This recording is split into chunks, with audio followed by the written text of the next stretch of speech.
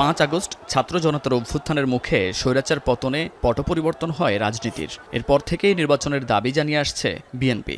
নির্বাচন সংস্কার সহ নানা মন্তব্যে যখন রাজনীতির মাঠ উত্তাল, তখন সে মাঠে আবারও উত্তাপ ছড়িয়েছে নতুন রাজনৈতিক দল গঠনকে কেন্দ্র করে।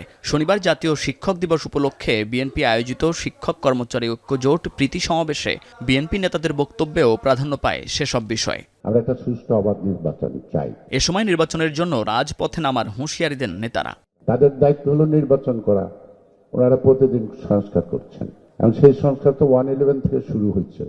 এই সংস্কার যদি সেই 111 কুসংস্কারের বেড়াজালে আটকে থাকে, তাহলে তো সেই বেড়াজাল ছিঁড়ে ফেলে গণতন্ত্রের পথে আসার জন্য আমাদেরকে রাস্তায় নামতেই হবে। ছাত্র জনতার যে বিপ্লব হয়েছে, যে অভ্যুত্থান হয়েছে, তারপরে ছাত্র জনতা যে ক্লাসরুম থেকে বের হয়ে এসেছিল, আমি শিক্ষক হিসাবে বিশ্বাস করি, শিক্ষক হিসাবে আমাদের গুরু দায়িত্ব হচ্ছে সেই প্রত্যেকটি ছাত্র ছাত্রীকে ক্লাসরুমে ফিরিয়ে নিতে হবে।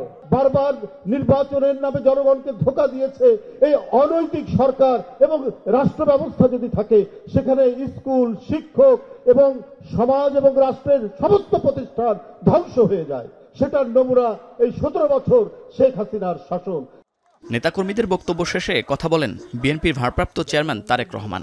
জানান বিএনপি সংস্কার ও নির্বাচন দুটিরই পক্ষে। নির্বাচনই হচ্ছে জনগণের রাজনৈতিক ক্ষমতায়ন নিশ্চিত করার অন্যতম প্রধান কার্যকরী হাতিয়ার।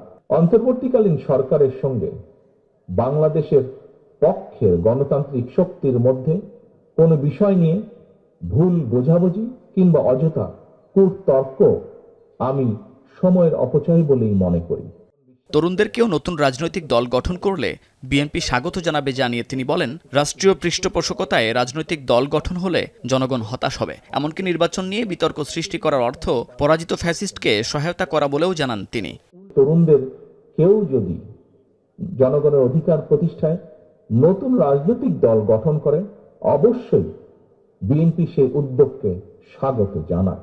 তবে রাজনৈতিক দল গঠন করতে গিয়ে কেউ যদি রাষ্ট্রীয় কিংবা প্রশাসনিক সহায়তা নেন, সেটি জনগণকে হতাশ করবে।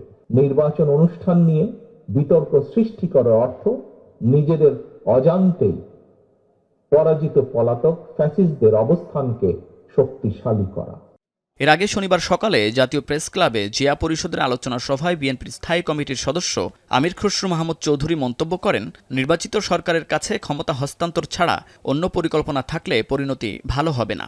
বাংলাদেশের সকল মহলে সমর্থনে কিন্তু এই সরকার গঠিত হয়েছে। আর যদি কোনো উদ্দেশ্য হাসিলের জন্য বাংলাদেশের জনগণের মালিকানার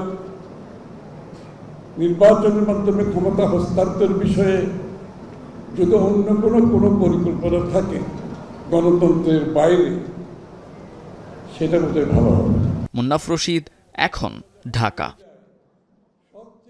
শিয়া বাটার ও ভিটামিন ই সমৃদ্ধ lily glam beauty soap. Lily, always beautiful.